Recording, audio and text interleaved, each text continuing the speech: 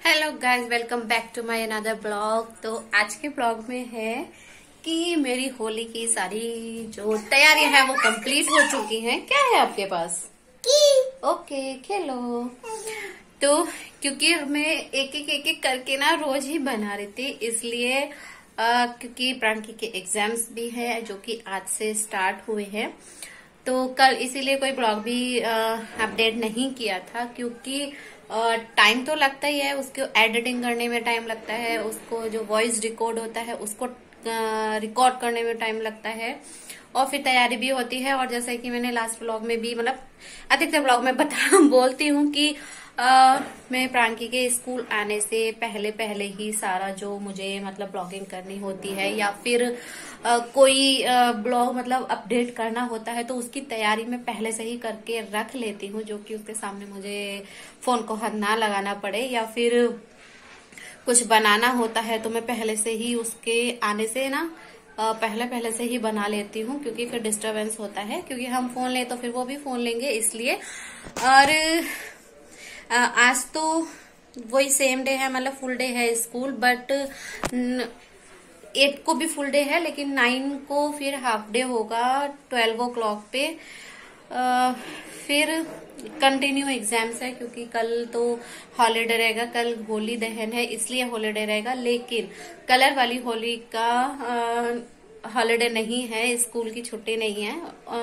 Even उसका exams है उसका कलर वाली होली के दिन का छुट्टी नहीं है, उसका एग्जाम्स ही रहेगा। उस दिन भी है तो हाफ डे, बट नहीं, हाफ डे नहीं, फुल डे है, 8 को फुल डे है। तो तब तक तो सारी होली भी निकल जाती है, उसके बाद आने के बाद क्या वो होली खेलेगी या हम भी क्या फिर सेलिब्रेट करेंगे अकेले अकेले। मतलब वो क्रियांश छोटा है तो वो ऐसे कलर से ज्यादा पता नहीं क्या रिएक्ट करेगा अभी। और मेरी तैयारी हो चुकी है, जो कि मैंने शक्करपारे, गुजिये और दही वड़े वगैरह सब कुछ बना के रखा। हाँ, क्या है आपके पास? घड़ी। मेरे पास घड़ी है, घड़ी वॉच बोलते हैं ना? हाँ, वो नाम है बड़ी वॉच। अच्छा, बड़ी वॉच नाम है इसका। ओके, तो ये भी अपना करता रहता है कुछ। तो चलिए मैं बताती हूँ आपको कि मैंने कैसे क्या बनाया था, क्योंकि मेरे ब्लॉगिंग जो कल की है और आज की दोनों की मिला के ही होगा, क्योंकि एक दिन में तो मैंने कोई भी चीज नहीं बनाई थी, क्योंकि बहुत टाइम लग जाता है इन सब चीजों में, और थोड़ा तैयारी भी करानी होती है एग्जाम्स की। तो इसलिए जो आज का ब्लॉग है वो कल से लेके आज तक का है, कि क्योंकि कुछ चीजें मैंने कल बनाई थी, जैसे कि शक्करपारे हैं और गुजिये है, वो मैंने कल बनाया था। और आज सिर्फ मैंने दही बड़ा बनाया है, क्योंकि दही बड़ा मैंने 1-2 दिन पहले इसलिए नहीं बनाया था, क्योंकि बहुत ज्यादा लंबे टाइम के लिए मुझे स्टोर करके नहीं रखना है, सिर्फ 2 दिन खा लो बहुत है, फिर कभी मन करता है तो बना लो। ये जो ड्राई वाली चीजें होती हैं उनको तो आप 10 दिन, 20 दिन, 15 दिन, महीना भर भी चला लो। जैसे शक्करपारे होते हैं, आप उनको काफी दिन तक चल जाते हैं, 20 दिन, महीना भर चल जाते हैं। बट जो दही बड़े वगैरह जैसी चीज होती है वो सिर्फ 2 दिन खाओ, उतना ही बहुत होता है, फिर मन आता है तो फिर दोबारा बना लो। तो चलिए फिर स्टार्ट करते हैं कल की ब्लॉगिंग से लेके आज तक की ब्लॉगिंग का, कि क्या कैसे बनाया था। और मेरी वीडियो अच्छी लगे तो लाइक सब्सक्राइब जरूर कीजिएगा चैनल को, और शेयर भी कीजिएगा। और स्टार्ट करते हैं अपनी ब्लॉगिंग। यहाँ मैंने सबसे पहले मार्केट से जो लाया हुआ मावा था उसको भून लिया है, क्योंकि उसमें थोड़ा सा कच्चा सा रहता है, वाइट सा रहता है, तो उसको थोड़ा सा कलर भी चेंज हो जाता है और थोड़ा सा उसका टेस्ट भी बढ़ जाता है और थोड़ा सा टाइट भी हो जाता है, क्योंकि जो मार्केट से लाया हुआ था वो हल्का सा कच्चापन सा होता है, इसलिए उसको भून लिया। तो यहाँ लिया है मैंने मैदा। मैं सिर्फ ½ kg मैदा की ही गुजिया बना रही हूँ, क्योंकि क्रियांश का ऐसे रहता है खाना, बस हम है थोड़े से ही लोग हैं, मतलब 3 लोग हैं, चाहे तो 4 लोग, लेकिन बच्चे तो ऐसे ही रहते, कमर है तो खाया, नहीं है तो खाया, और बहुत ज़्यादा लंबा टाइम मुझे रखना नहीं है, इसलिए। तो सबसे अच्छा तरीका कि मोइन डालने का यही है कि आप उसको पहले डालें, इसमें घी डालें, और उसके बाद उसको हल्का सा प्रेस करेंगे ना तो एक लड्डू सा बन जाएगा। तो उसमें मैंने लगभग 1 चमचा ही घी डाला था, और उसको फिर बाकी का पानी ऐड कर दिया था और उसको मल के एक गीले कपड़े से कवर करके रख दिया था। और उसके बाद ये हम लोग मावा को तैयार कर लेते हैं। इसमें मैंने गोला, किशमिश, बादाम वगैरह थोड़े से ड्राई फ्रूट्स डाले थे। आपके पास जो हो अवेलेबल वो डालिएगा। और बाद में इसमें शुगर मीठा करने के लिए जो पिसी चीनी आती है वो डालती है, रिफाइंड शुगर भी बोलते हैं और बूरा भी बोलते हैं कुछ लोग। उसको बस मिक्स कर लिया और थोड़ी सी मैदा मैंने बचा के रख लिया था। इसको मुझे घोल बनाना है क्योंकि जब गुजिया बनाते हैं तो उसमें यूज़ आता है, उसको स्टिक करने के लिए यूज़ आता है। तो बहुत ज़्यादा पतला भी नहीं हो और बहुत ज़्यादा टाइट भी नहीं हो, इतना इस तरीके से घोल बनाना है। और मेरा अभी सारी तैयारी हो चुकी है और मेरे पास गुजिया बनाने की मशीन जो होती है ना, प्लास्टिक में आती है, वो यूपी की साइड से ही लेके आई थी। यहाँ तो मैंने देखा भी नहीं है खैर, और पता भी नहीं कि मिलेगी या नहीं मिलेगी, इसलिए कोशिश भी नहीं की कि यहाँ पुणे में मिलेगी या नहीं मिलेगी। तो ये मैंने घर से ही मंगाई हुई थी, यूपी से मतलब। तो जो घोल बनाया हुआ था इसका ये यूज़ होगा कि आप जो पूड़ी बेलेंगे पहले उसको चारों कॉर्नर पे मतलब चारों साइड लगा लेंगे जो घोल है, जिससे कि अच्छे से स्टिक हो जाए। और फिर जो हमने स्टफिंग बनाई हुई थी उसमें 1 चम्मच ये डाल देंगे। बहुत ज़्यादा भी नहीं भरिएगा क्योंकि फिर फट जाती है और कढ़ाई में जो ऑयल होता है वो फिर ख़राब हो जाता है, इसलिए थोड़ा लिमिटेड ही भरें, बहुत ज़्यादा ओवर ना करें। बस इसको प्रेस कीजिएगा और इस तरीके से आपकी बन जाएगी गुजिया, जो कि खाने में तो होती ही है टेस्टी, बहुत टेस्टी होती है। और इसके बाद मैं दोबारा से और बना के दिखा रही हूँ कि हाँ किस तरीके से बनानी है। जो घोल है उसको कॉर्नर पे ही लगाना है, चारों साइड लगाना है, मतलब राउंड शेप में बनती है तो उस तरीके से लगाना है। और फिर जो स्टफिंग है आपको वो फिल करनी है और उसके बाद उसको प्रेस कर लेना है। बहुत ज़्यादा मत भरिएगा क्योंकि वो फिर फट जाती है। जब हम इसको फ्राई करेंगे ना तब फटने का डर रहता है। और सबसे अच्छी बात यह है कि गुजिया मेरी नहीं फटी हुई थी, एक भी बहुत अच्छे से बन गई थी। और फिर मैंने एक हैंड से भी मतलब विदाउट मशीन बनाने की कोशिश भी की थी, और मैं बना लेती हूँ वैसे तो अच्छे से बन जाती है, ठीक ठाक से भी बन जाती है। और इस तरीके से आप छोटी सी एक लोई को बेल लीजिएगा जितनी बड़ी पूड़ी बनाते हैं, और उसको एक स्टफिंग रखिएगा 1 चम्मच, और चारों साइड वही कॉर्नर पे आप अपना जो घोल है उसको लगाइएगा, मैदा का घोल ही है उसको लगाइएगा और इसको फिर प्रेस कीजिएगा, मतलब बंद कर लीजिएगा जिस तरीके से मैं यहाँ पे कर रही हूँ। और फिर उसको साइड से फोल्ड करते जाइए, आपकी ये गुजिया भी बन के तैयार हो जाएगी। इन केस अगर आपके पास जो गुजिया बनाने की मशीन होती है वो नहीं है तो आप इसको इस तरीके से बना सकते हैं। और पता है मैंने गुजिया अकेले इसलिए नहीं बनाई थी क्योंकि गुजिया अकेले नहीं बनती है, और क्योंकि एक बेलने वाला चाहिए होता है और एक हैंड टू हैंड उसको भर के बनाने के लिए चाहिए होता है। क्योंकि अगर बहुत ज़्यादा देर तक वो पूड़ी को बना के रखे रहेंगे तो वो फिर सूख जाती है, ड्राई हो जाती है। इसलिए जब हम तीनों लोगों ने बनाई थी, प्रांकी ने भी कोशिश की थी बनाने की क्योंकि उसका हॉलीडे था, इसलिए क्योंकि बच्चों का मन हो जाता है ना बनाने का कि हाँ मुझे भी बनाना है, इसलिए बस यहाँ पे बनके भी हो गई हैं कंप्लीट रेडी। और मैं यहाँ कर रही हूँ फ्राई, और ये बड़े आसानी से ही फ्राई हो जाती हैं क्योंकि गरम ऑयल में ही डालिएगा, ठंडे ऑयल में मत डालिएगा, जब खूब तेज़ से गर्म हो जाए तभी डालिएगा। और इनको ये भी नहीं है कि बहुत टाइम नहीं लगता, अच्छा बनाने में ज़्यादा टाइम लगता है लेकिन इनको फ्राई करने में ज़्यादा टाइम नहीं लगता है।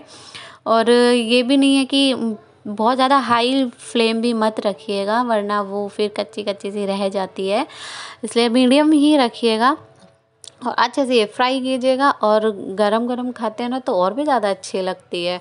वैसे गुजिया को स्टोर करके रख सकते हैं, काफ़ी दिन तक चल जाती है, लगभग हफ्ता 10 दिन तक तो चल जाती है, लेकिन ज़्यादा लंबे टाइम तक स्टोर भी मत कीजिएगा क्योंकि मावा तो क्या कहते हैं रेडीमेड होता है और गर्मी का मौसम भी है तो थोड़ा सा ख़राब होने का भी डर लगता है।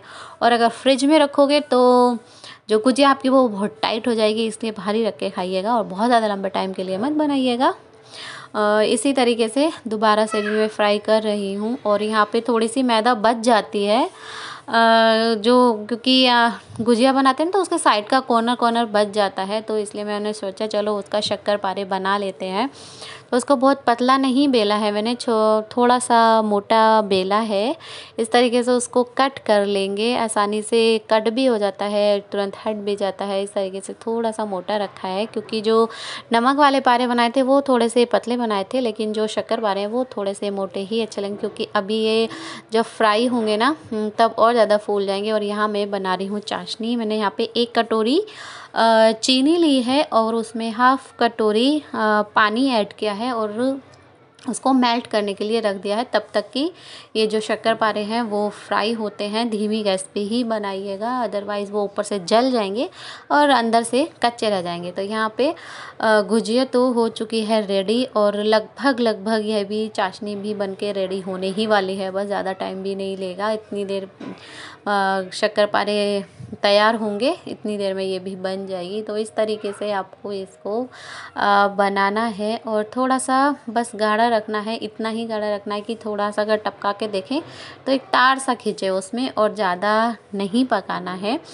और यहाँ पे मेरे शक्करपारे भी बनके हो गए हैं रेडी, तो मैं उनमें एक साथ ही ना कढ़ाई में ऐड कर दूँगी। और थोड़ा ठंडा होने पर ही, जब चाशनी ठंडी हो जाए, बहुत ज़्यादा ठंडी नहीं, हल्की सी गुनगुनी रहे, तब उसमें ऐड कीजिएगा, क्योंकि ज़्यादा ठंडी हो जाएगी तो फिर से जम जाएगी। इसलिए तो हल्की सी गुनगुनी रहे तभी जो आपके शक्करपारे हैं उनको मिलाइएगा उसमें, और चाशनी में मिक्स कर दीजिएगा। इस तरीके से बहुत ये इसको भी आप काफ़ी दिन तक स्टोर कर सकते हैं। ये तो 15-20 दिन तक आराम से स्टोर हो सकते हैं, महीना भर तक के लिए भी स्टोर हो सकते हैं, ख़राब भी नहीं होते हैं, क्योंकि घी का ही अंदर मैंने यूज़ किया हुआ है और रिफ़ाइंड ऑयल में फ्राई किया हुआ है, तो ये ख़राब भी नहीं होंगे। और खाने में तो खैर अच्छे लगते ही हैं, बच्चे हो या बड़े हो सबको ही अच्छे लगते हैं। और यहाँ बनके भी हो चुके हैं शक्करपारे रेडी, और सबने भोग लगा के ही खाया था।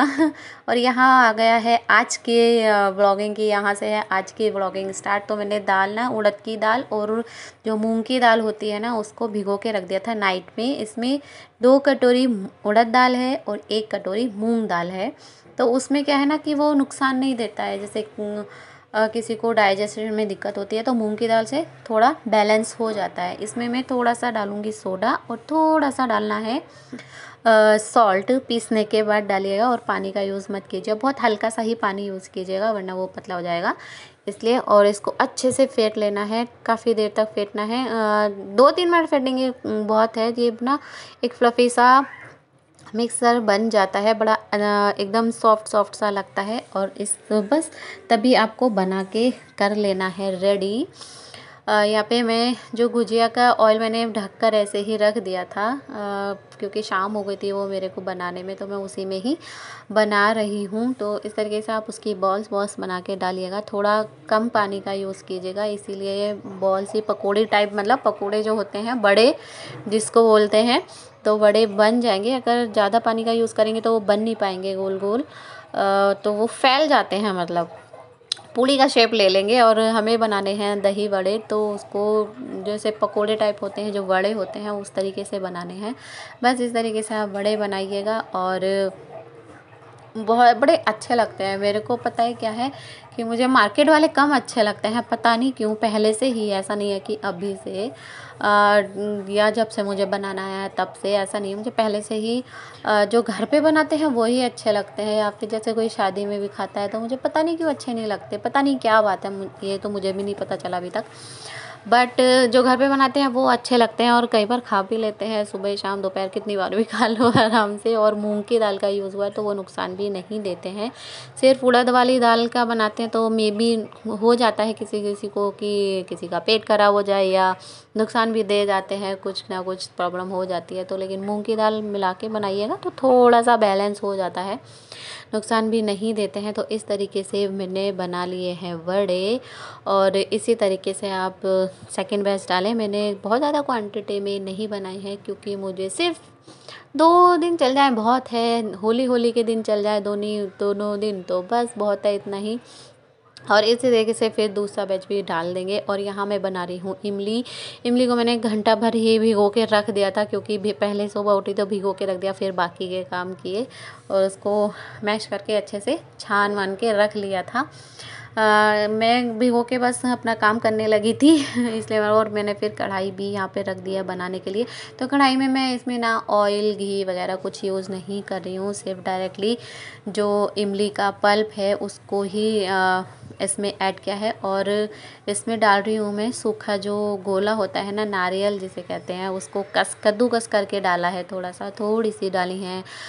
10-12 किशमिश सोच लीजिएगा, हाँ कि 10-12 किशमिश होंगी। और उसमें थोड़ा सा मसाला जैसे मिर्च डालना है और नमक डालना है। उसमें ज़्यादा चीज़ें तो कुछ नहीं डाली है। और थोड़ा सा इसमें आधा चम्मच गरम मसाला डाला है, बहुत सारी चीज़ें भी नहीं डालनी है। और बाद में डाला है चीनी इसमें लगभग 1 कटोरी, क्योंकि स्वीट बनानी है तो हाँ 1 कटोरी तो लग ही जाएगी।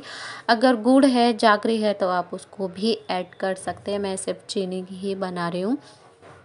और इसको मेल्ट हो जाएगा चीनी में अच्छे से, थोड़ा सा इसमें थिकनेस आ जाए, गाढ़ी हो जाए, तब तक इसको बनाना है। और एक साइड मेरे यहाँ पे बड़े भी बन के मतलब लगभग रेडी हो गए थे सारे।